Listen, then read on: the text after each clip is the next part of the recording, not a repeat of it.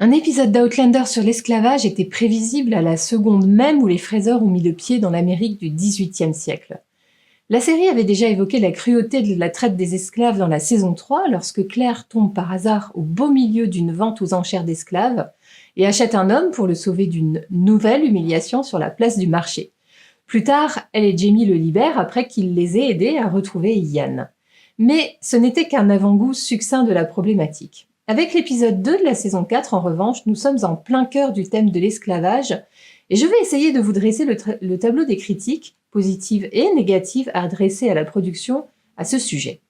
Saison 7, J-32.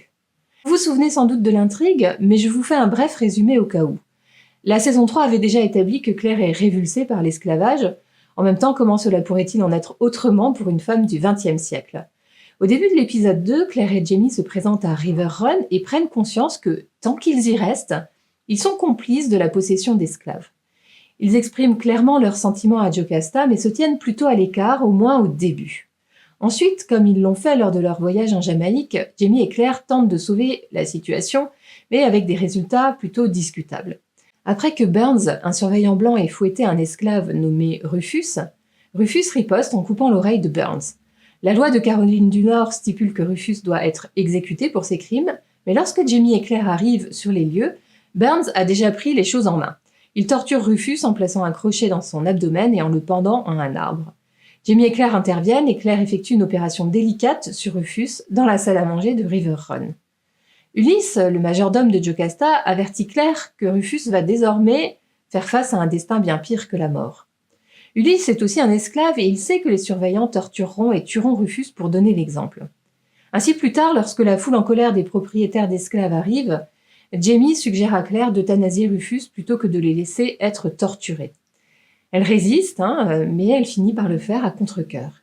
Et même s'il est mort, les surveillants continuent de mutiler le corps de Rufus.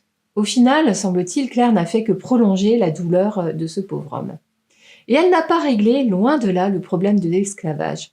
Tout comme elle et Jamie n'avaient pas changé le cours de l'histoire en 1746 en Écosse. Ce qui est notable avec cet épisode, c'est que nous passons environ 20 minutes avec le personnage de Rufus.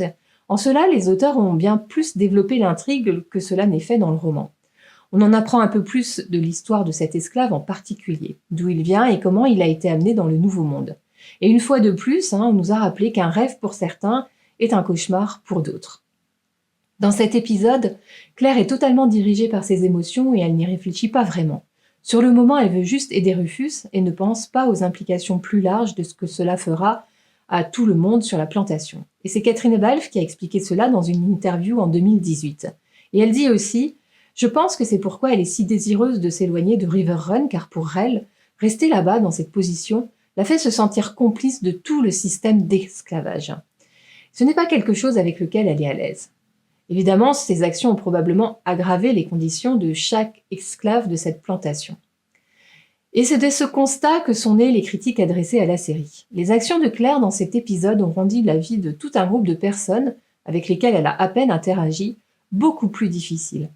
Et comme il s'agit d'une histoire sur les aventures de Claire et Jamie au XVIIIe siècle, nous ne voyons pas exactement les conséquences de tout ça. Au lieu de cela, la douleur de ces esclaves, directement augmentée par les désirs impulsifs de Claire, est utilisée comme catalyseur pour le prochain chapitre des Fraiseurs. C'est un outil pour propulser le parcours des personnages blancs et c'est cela qui a cristallisé une partie des critiques. D'autant plus qu'aucune personne de couleur n'est présente dans le salon des scénaristes. Le reproche qui est fait est que le besoin de Claire de valider ses propres émotions a effacé les émotions des esclaves. En essayant d'être leur sauveur, Claire les a en fait privés d'un coup de projecteur et son chagrin à elle occupe toujours le devant de la scène. En quittant River Run, Claire va pouvoir mettre quelque peu à distance toute cette histoire, et c'est le problème avec les sauveurs blancs qui entrent dans des récits noirs. Ils en sortent tout aussi facilement, qu'ils aient réellement sauvé quelqu'un ou non. Les Noirs laissés pour compte et leurs descendants qui regardent les histoires de leur lutte n'obtiennent pas ce luxe. Du point de vue de ces critiques, Outlander a échoué à donner une vraie représentation de l'esclavage. Et voilà qui porte matière à débat, à mon sens. J'avais donné mon avis à ce sujet dans mon décryptage de l'épisode. Je continue à dire que la série ne recule jamais devant les sujets polémiques et problématiques, et ne cherche pas non plus à magnifier la réalité. Bien au contraire. Quant à savoir si elle doit se détacher des émotions des personnages principaux pour mettre en lumière les émotions de personnages secondaires, je n'ai pas d'avis tranché sur le sujet. Il me semble néanmoins que Rufus est bien mis en avant. Tout comme l'avait été le jeune Pound sur le bateau dans la saison 3 ou encore le père Alexandre plus tard dans cette saison 4. Cela pose aussi une question morale que nous pouvons tous nous poser. Si on voyageait dans le temps et qu'on était témoin d'injustice, quelles seraient nos réactions face à celle-ci ? Est-ce qu'on tenterait de sauver un individu tout en mettant toute une communauté en danger ? Ou est-ce qu'on accepterait l'horreur comme seule solution ? Et je repense à la chanson de Goldman. Et si j'étais né en 17 à Leidenstadt ? Je vous laisse à vos réflexions et nous pouvons débattre en commentaire. Pour remettre une ambiance un peu plus joyeuse, demain nous irons ensemble participer à un festival écossais. À demain, prenez soin de vous.